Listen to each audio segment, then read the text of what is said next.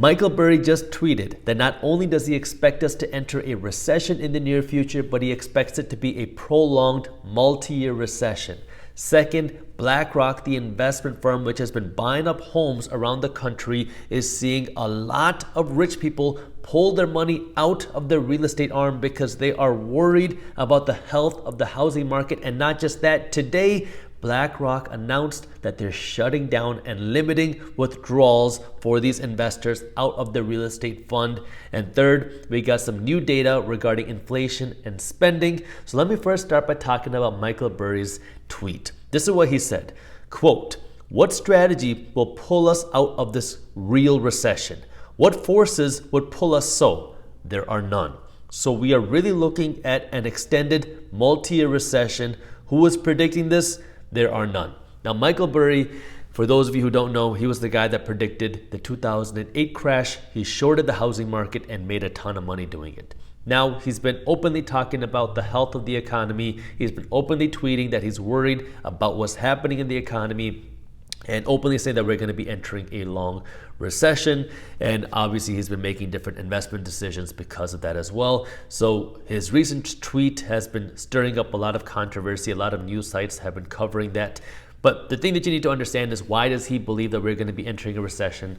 Well, because we have high inflation still. This high inflation is going to continue to cause more problems in the economy. Raising interest rates is going to slow down the economy, and we can't stimulate our economy like we did in previous recessions because we already have an inflation problem. So because of those things, he says that we're going to face a prolonged multi-year recession that many people are not aware of and many people are not going to be prepared for.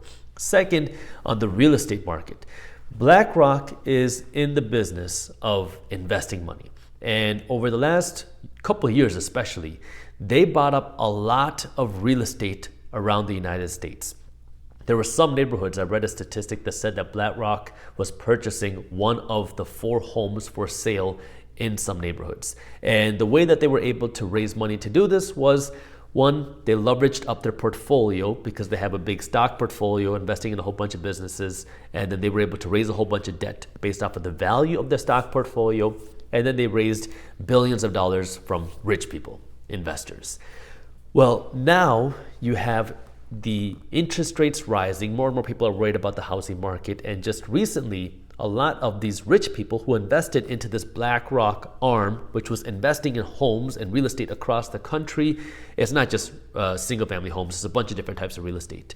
Well, now these rich people are pulling their cash out. It's not a publicly traded real estate trust. It's a private trust. And so it's a little bit different than if you just sold your stocks. But because it's private, it gives BlackRock the right to freeze withdrawals and limit withdrawals. And today, on Thursday, December 1st, BlackRock finally has initiated this limiting of withdrawals. So people who have invested millions of dollars, if not more, are now hitting the freezer because now BlackRock is saying, well, we're not going to allow you to continue withdrawing your money. And of course, this has made a lot of people angry, and this has been hitting the headlines really everywhere now because it's just happened a few hours ago. And the question is now, what is this going to mean going forward? What is this going to mean in January? Are they going to continue with withdrawals then? And what BlackRock is saying that they need to limit the withdrawals to maintain the stability of their fund. What it says is, quote, "Our business is built on performance, not fund flows, and performance is rock solid." So according to BlackRock, they're saying that the performance of their fund is great. And so they don't need to worry about people pulling their money out, because if people pull their money out, it's just going to hurt the health of the fund. And so it's for the health of the investors that they're not letting investors pull their money out. So a lot of controversy there because people are worried about the health of the housing market. It gets people concerned about what might be coming next. What do the rich people know that regular people don't? What are they looking at? And why are they so worried about the housing market? That's what people are worried about. Now, we all know, if you've been subscribed to my channel, you know that the concerns are, well, the rising interest rates and inflation and the slowing economy all happening at the same time. It makes buying a home more expensive. Less and less people want to pay all this money for a home because not only are you paying an inflated price, but you're also paying extremely high interest rates, which makes buying a home more expensive while interest rates continue to rise. So you have sellers that don't want to cut the prices of their homes and buyers who don't want to pay the inflated prices. So who's going to give first? And this is going to be a question where time will tell. Now, we are covering all of this in Market Briefs, which is my free financial newsletter. If you haven't joined Market Briefs yet, it's a completely free resource that keeps you up to date on what's happening in the financial markets, in the real estate market, in the stock market, in crypto, in the global economy, and our own economy into a fun, witty, and easy to read email. If you haven't joined Market Briefs yet, it's easy to read and it's completely free. So I'll put the link to how you can join Market Briefs down in the description below if you haven't joined already. This brings me to the topic of our latest inflation data and spending data. Because what we saw today was some good news in inflation. What it says is that inflation decelerated. Inflation is still rising, but not as fast as it was before. And we saw a monthly increase of about 0.5% in the PCE, personal consumption expenditures data. And what that tells us is just kind of the rate at which inflation is growing. And it also tells us we got some data about spending and how fast people are spending. And the good news, according to economists, because the good news, it really just depends on who you're asking, is people are still spending. And they're spending more money than what economists expected. So over the month of October, it said that spending grew more than what was expected. Spending rose 0.8%.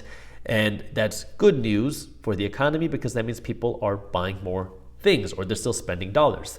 Now, the question is, are they actually buying more things or are they just paying more money to buy the things that they're already getting? And that's where you kind of see a little bit of controversy where the spending data doesn't always show us how much stuff people are buying. It just shows us how many dollars they're spending. And we all know that the prices of things are significantly more expensive now than they were 12 months ago. So people have to pay more money to buy those things.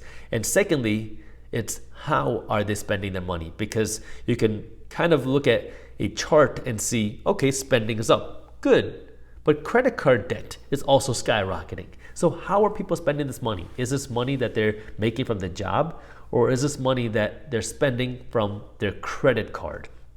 And this is one of those things where people are not going to know the actual data until it's too late. So this is where, understanding what the data is, but then take it with a grain of salt because this is what the Federal Reserve Bank is going to be looking at. They're looking at inflation, they're looking at interest rates, they're looking at jobs, and then they're going to make a decision on what they want to do with interest rates.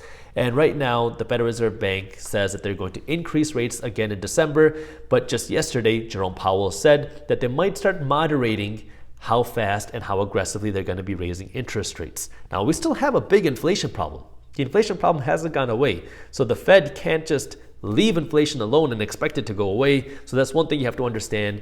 And even if they raise interest rates by 50 basis points, meaning 0.5%, that's still raising interest rates. And they're still going to make borrowing money more expensive. That's going to make the economy slow down. So things that you have to pay attention to.